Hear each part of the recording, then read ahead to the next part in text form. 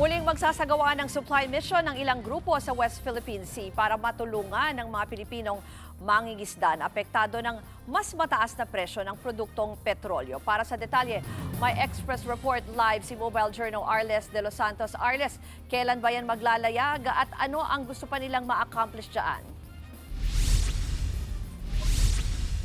Ruth, sa ika-apat na pagkakataon ay muli ngang lalayag ang atin ito coalition patungo sa West Philippine Sea. Bunsod yan ng umano'y lumalalang pangamba sa Chinese espionage sa bansa, maging ang pagsirit ng produktong petrolyo na nila ay pumipilay sa ating mga mangingisda. Balik pag-asa o return of hope, yan ang tema ng ika-apat na civilian supply mission ng atin ito coalition sa Pag-asa Island sa Abrila.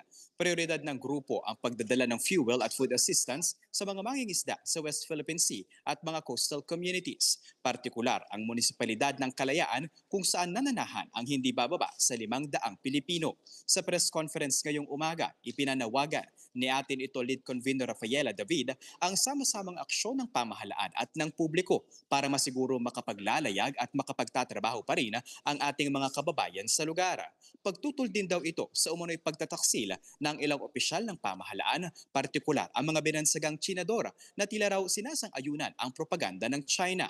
Magkakaroon din ng dalawang pre-event ang grupo gaya ng dialogue sa mga mangingisda at mga mag-aaral at kabataan sa Puerto Princesa, Palawan sa March 23. Dinaluhan naman ang pagtitipon ng West Philippine Sea Block ng Kongreso na sina Akbayan Party List Representative Percy Sendanya at Dada Kiram Ismula, pati ang Pangulo ng New Masinloc Fishermen Association at singers na sina Noel Cabangon at Moro Beats.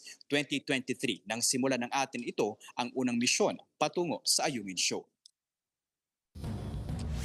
Ruth, dumalo rin kanina si Akbayan Party List Representative Shell Chocnyo na kasama sa mga isinusulong niya ang pag-amyenda na raw sa espionage provision ng Revised Penal Code dahil aniya, hindi na raw ito angkop sa mga nangyayari sa ating bansa.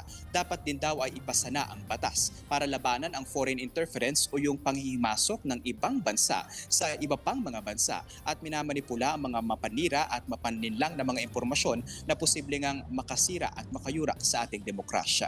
Yan muna ang latest. Ruth.